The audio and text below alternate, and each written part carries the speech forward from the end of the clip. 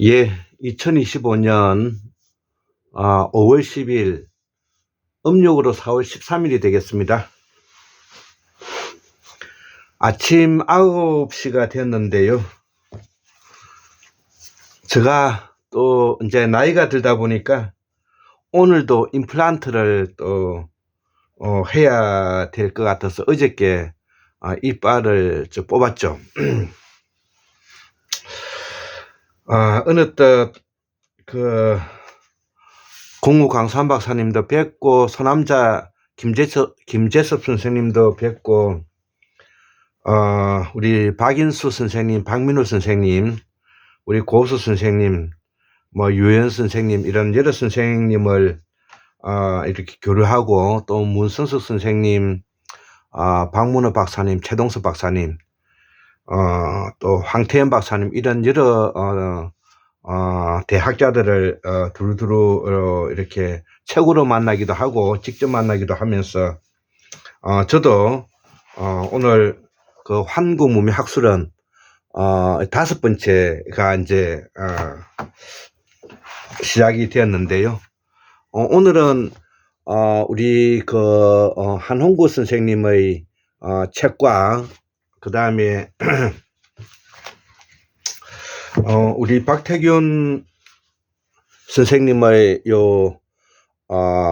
그 베트남 전쟁, 이 베트남 전쟁과 관련되어 있는 내용과 또 고대사의 그 이야기를 조금 하고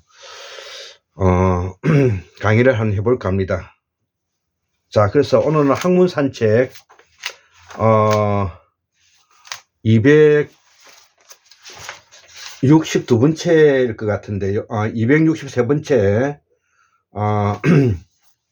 강의를 한번 해보도록 하겠습니다. 그래서 먼저 우리 한홍구 선생님의 대한민국사, 이거 1, 2, 3, 4권으로 이루어져 있는데요. 1권, 요거 2권, 요거 3권, 4권, 예. 요 책이 있고, 또 우리 한홍구 선생님의 책 중에서 제가 가지고 있는 거는 역사와 책임이라는 요 책이 우리가 한홍구 선생님의 책이 있고요. 제가 앞 시간에도 제가 보여드렸는데 이 베트남 전쟁, 박태균 선생님의 베트남 전쟁, 오늘 요 책을 머리말을 읽어보고, 또 한홍구 선생님의 책의 머리말을 읽어보고, 오늘 그 현대사 6번째 강의를 해보도록 하겠습니다. 원래는 5번까지 하고 끝내려고 했는데 현대사에 대해서 한 10번 정도는 해야 될 것 같아서 제가 요 머리말을 잘라가지고, 머리말을 잘라가지고, 요거는 한홍구 선생님의 요 머리말이고요. 요거는 우리 박태균 선생님의 머리말입니다. 그래서 오늘은 여기 이 부분을 제가 한번 읽어 드리면서 오늘 그 의미를 한번 부여해 볼까 합니다. 왜 그러냐면은 우리가 현대사에 대해서 잘 알고 있는 것 같지만 실질적으로 우리가 오히려 더 현대사에 대해서 모를 수가 있는 것입니다. 자, 그래서 이 한국사 복원사업의 일환으로서 태고사에서 현대사까지 지금까지 줄기차게 우리가 여기까지 오게 됐는데요.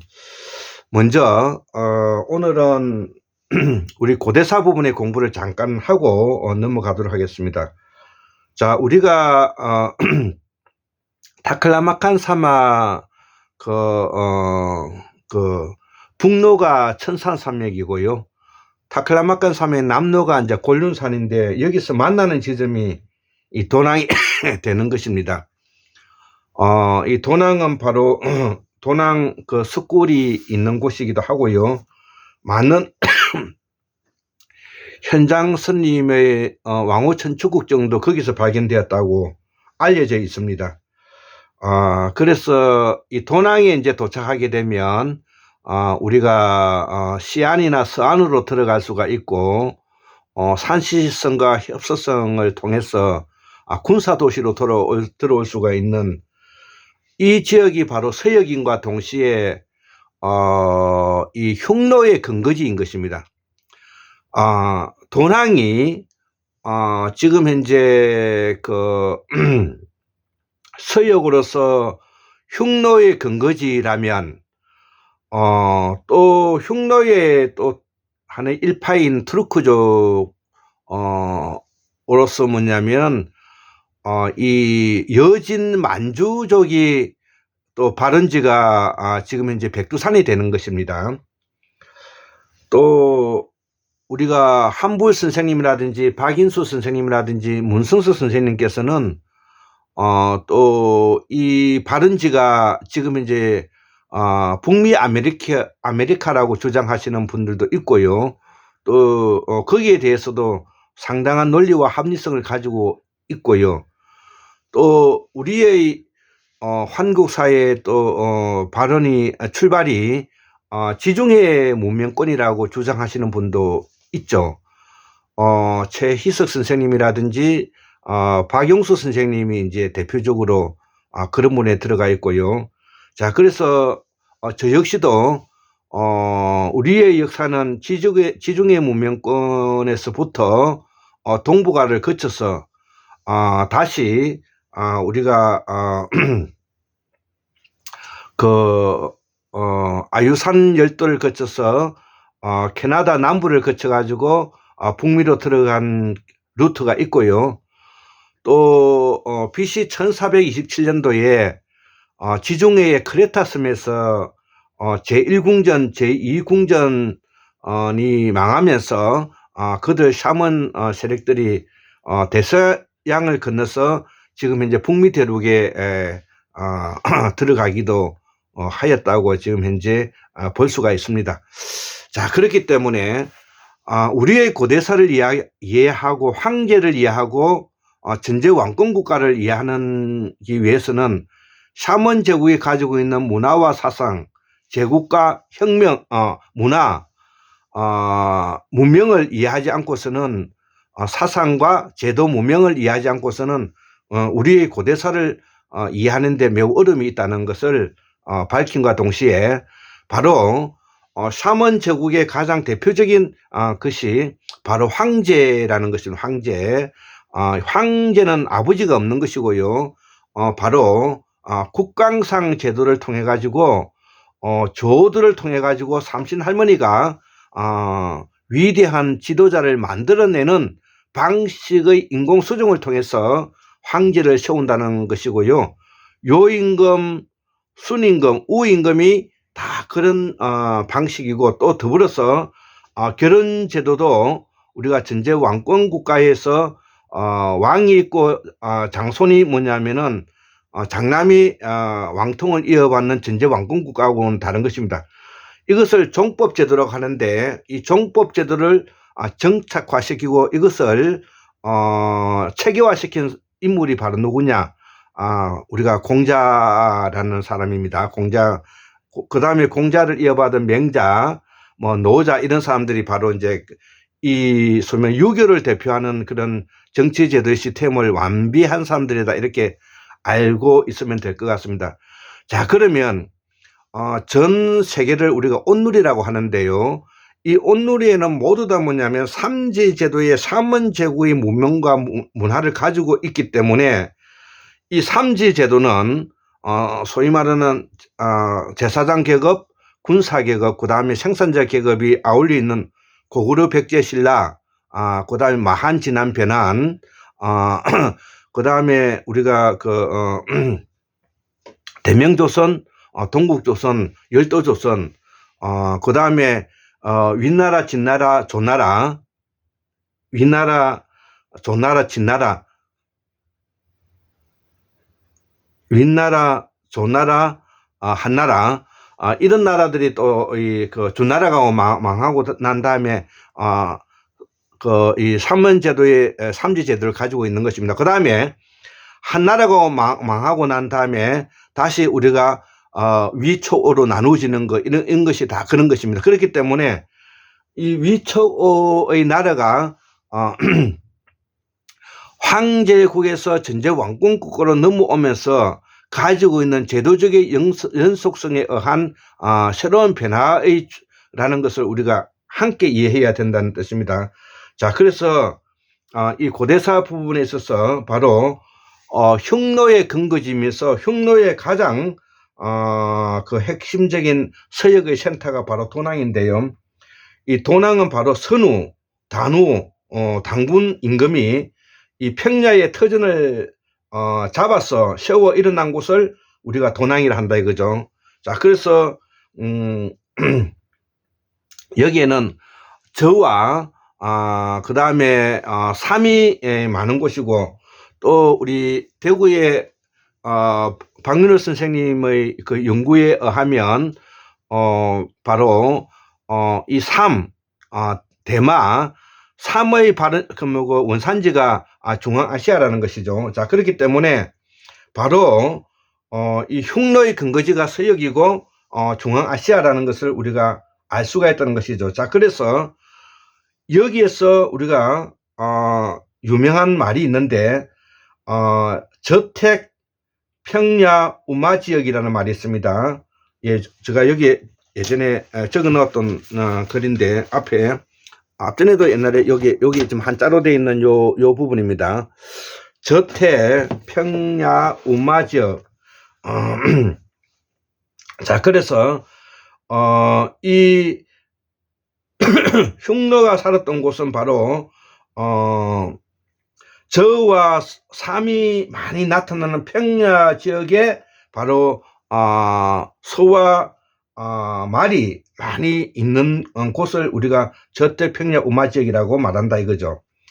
자, 그래서 우리가 호족, 호 이런 말을 많이 쓰잖아요. 그렇으면 이 호라는 것은 우리가 한자를 파자해서 우리가 풀어보면 넓은 평야가 되고, 여기에서 바로 이 영역의 기운이 엉켜서 음양합일의 기운이 열린 곳을, 영역의 기운이 엉켜서 음양합일의 기운이 열린 넓은 평원의 맥에 자리 잡은 곳, 이것이 바로 호라는 것이죠. 호가 바로 우리가 도낭과 같은 역할을 하는 것입니다.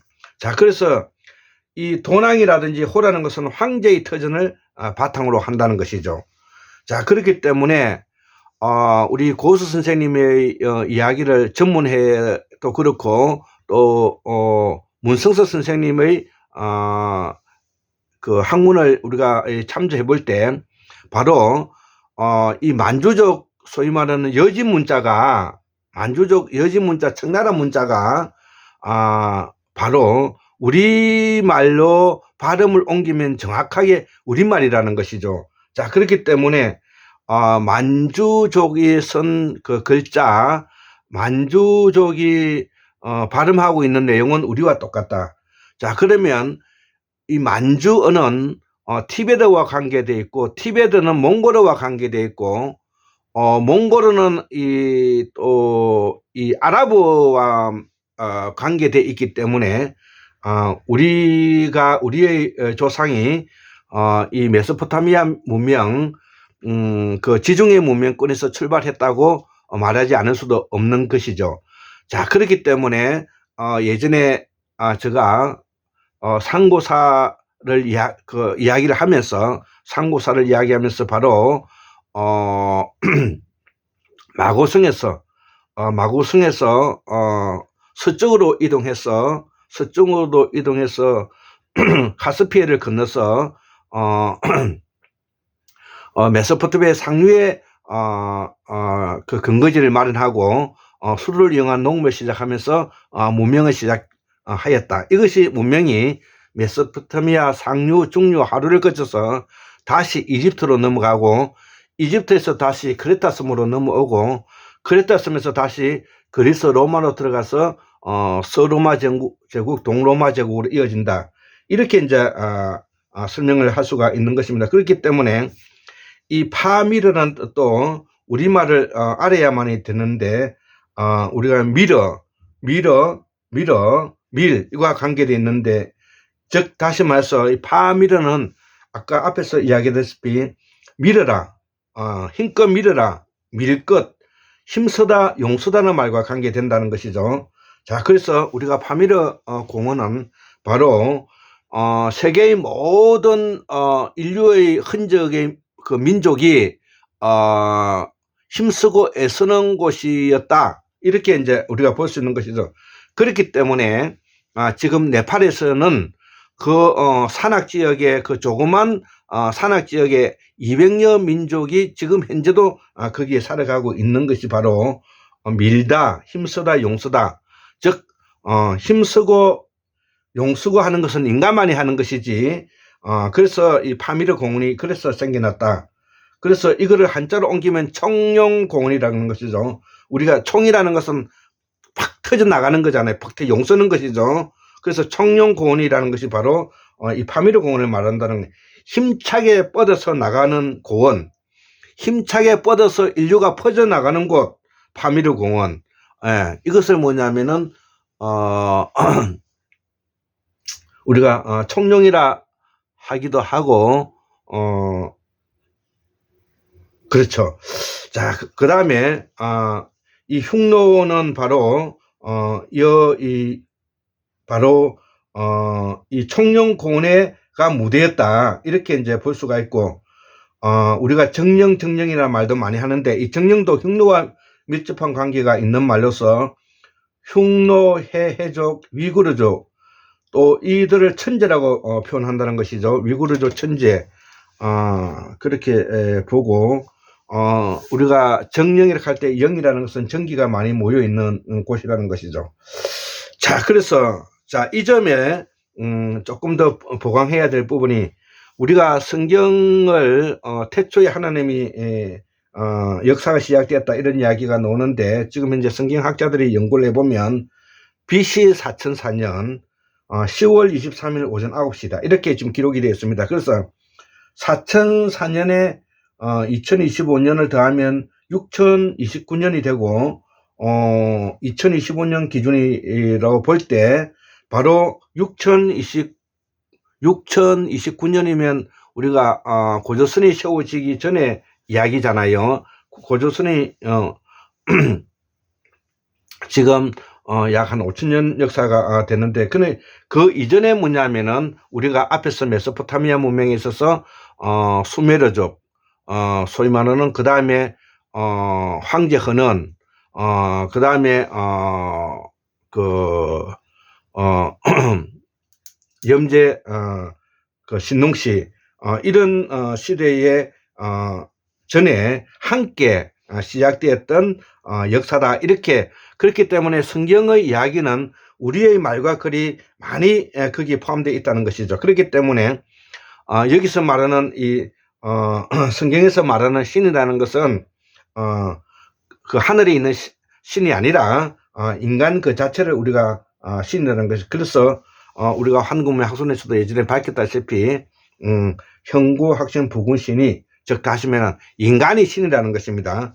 자, 이렇게 뭐냐면 우리가 고대사를 공부하면서 고대사를 넘어서 이제는 그 현대사까지 오게 되었는데, 그 현대사를 연구하는데 가장 중요한 그 요주의 인물이 바로 이승만과 박정희라고 앞서면에 이야기를 해드렸습니다. 자, 그래서 그 역사가 지금까지 윤석열 정부까지 이어져 왔기 때문에, 그러면 대학자들은 어떻게 이제 이거를 그 머리말에서 설명하고 있는지 한번 읽어보고 오늘 강의를 마치도록 하겠습니다. 이거는 한홍구 선생님이 쓴 글인데요. 아까 앞에서 썼던 요 역사와 책임이라는 요 책의 머리말을 제가 잘라가지고 붙여놨습니다. 자, 읽어보겠습니다. 이 책은 2013년 12월 23일 날에 한겨레와 청와대 비서실장 김기춘의 내력에 대해선 글부터 2014년에 12월 22일 한겨레의 통합진보당 해산과 관련하여서 글까지 1년간 쓴 글 10편을 모은 것이다.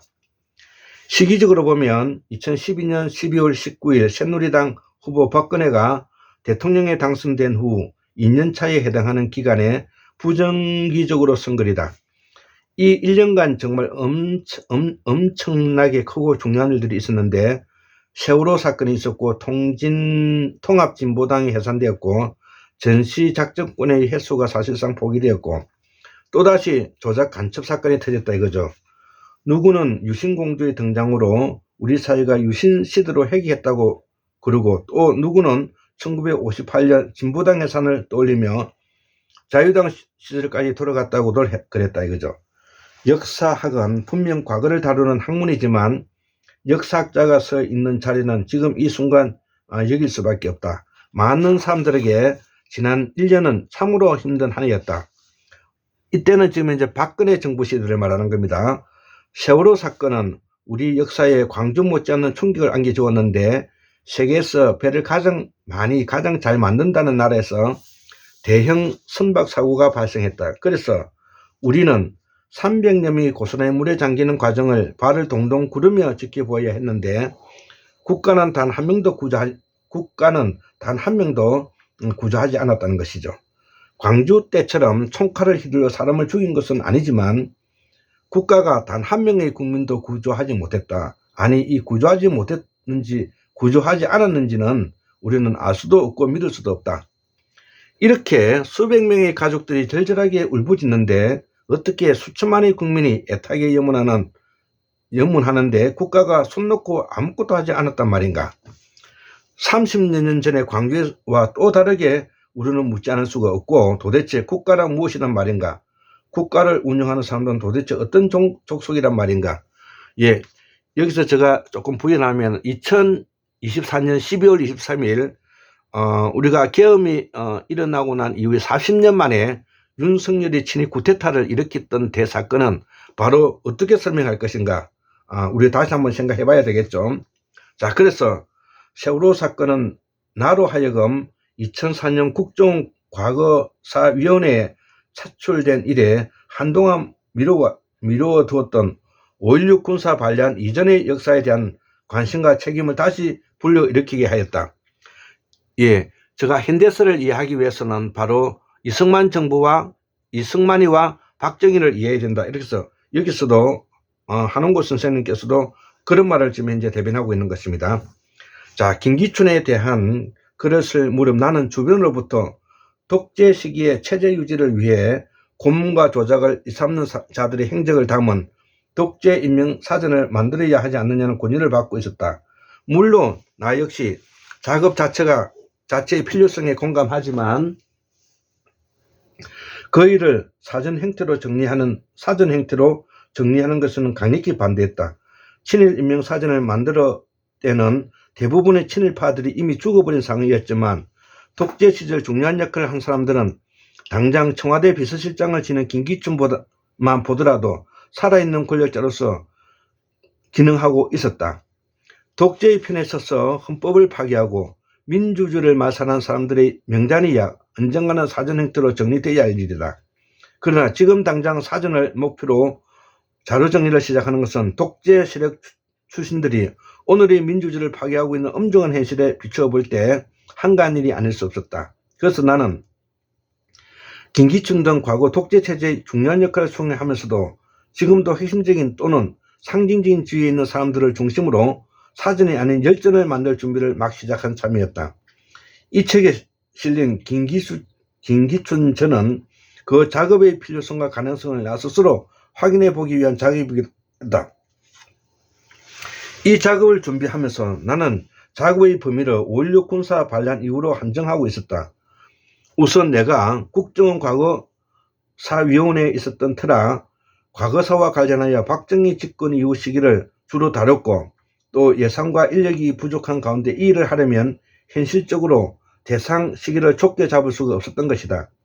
그러나 세월호 사건은 나의 이런 편의주의를 여지없이 깨뜨려 버렸다. 세월호에서 선장이 난 이준석이 속옷바람으로 탈출한 것을 보며 엄습한 기시감을 떨쳐버리지 않을 수 없었다. 많은 사람들이 저렇게 무책임한 놈을 처음 봤다고 입을 모았지만 돌 김용호 선생께서 한겨레 2014년 5월 3일자 특별기구에 가만히 있지 말라 에서 통일이 질타하신 바와 같이 이승만이 한강 다리 끊고 도망간 것은 이준석보다 훨씬 더 무책임한 행위라고 아니할 수 없다. 어디 그뿐이어서라 이준석이야 남은 인생 대부분을 감옥에서 죗값을 치르며 보내야 하겠지만 다리 끊고 도망갔던 이승만은 아무 일도 없었던 듯이 돌아온 뒤 피난 못 간 자들을 부역자라고 쥐잡듯이 몰아쳤다. 그 앞잡이들이 바로 김창룡, 노덕술 등 친일파였다. 1949년 반민특위와 특위의 좌절이나 백번경고의 암살은 단지 예고편일 뿐이었다. 다리 끊고 도망간 이승만과 그가 칼자루를 맡긴 친일파들이 자행한 예비금속, 보도연명 학살, 부역자 색출, 공비토벌 과정에서의 학살 등 다양한 민간인 학살이 바로 우리 현대사의 비극의 정점이었다. 그리고 이 순간이 바로 세월의 죽음의 항로가 시작된 점이다. 예, 여기서 지금 현재 예비금속, 보도연명 학상, 부역자 색출, 공비토벌 과정에서의 학살, 다양한 민간의 학살, 여기 이승만이가 한 거고요. 박정희가 한 게 뭐냐면 주민등록증, 두 번째 주민등록증, 그 다음 국민교육 현장, 그 다음에 예비군 훈련,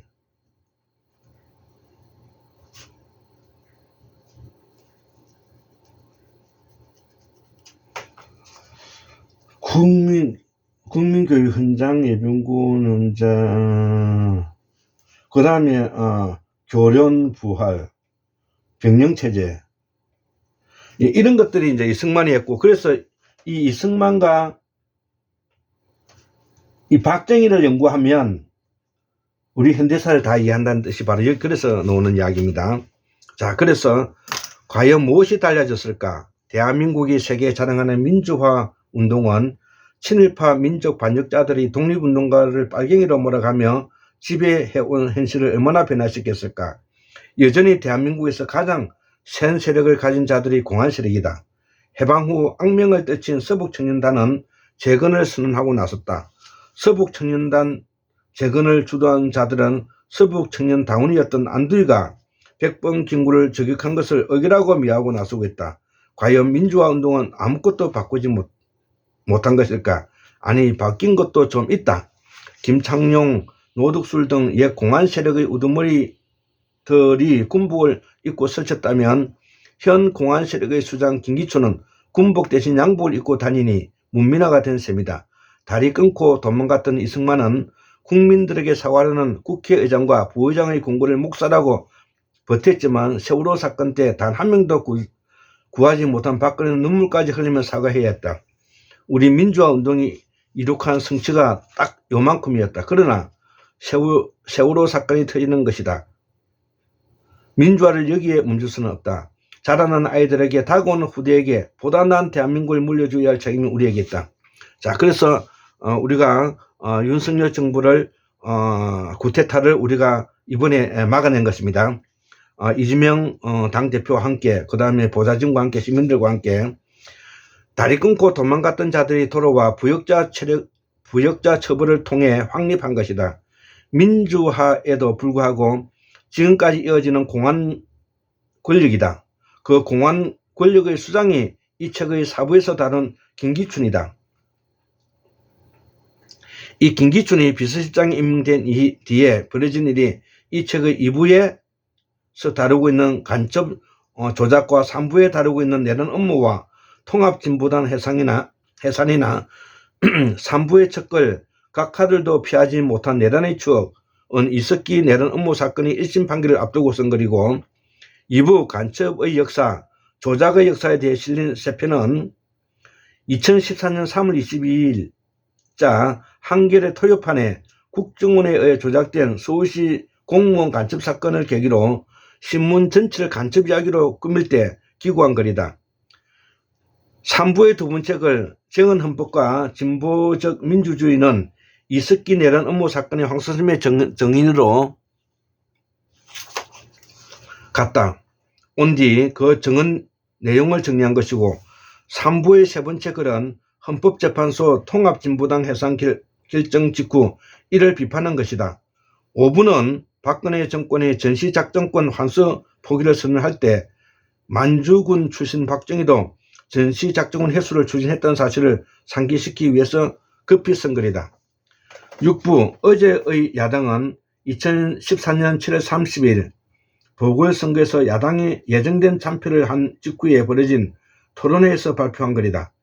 정식으로 매체에 기고한 것은 아니지만 아주 뜨거운 인사를 여러 곳에서 받았다. 그러나 발표 며칠 후 박영선 파동이 나며 뜨거운 인사를 보냈던 이들도 글을 쓴 나 자신도 새정치민주연합에 대한 기대도 관심도 다 잃어버리는 상황이 발생하고 말았다. 그래도 그 당에 남아서 뭔가를 해보려는 분들께 조금은 참고가 될까 싶어 수록했다. 이 책에 실린 10편의 글 중 2편만 빼고는 모두 한결에 실린 것이다.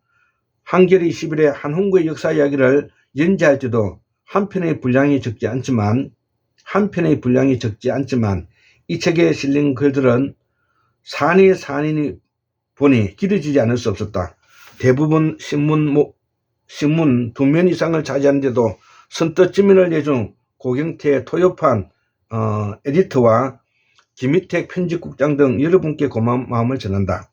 또한 4만원 원고를 정리하여 책으로 묶어준 한겨레 출판의 이기섭 대표와 정혜엽 편집자에게도 감사를 드린다.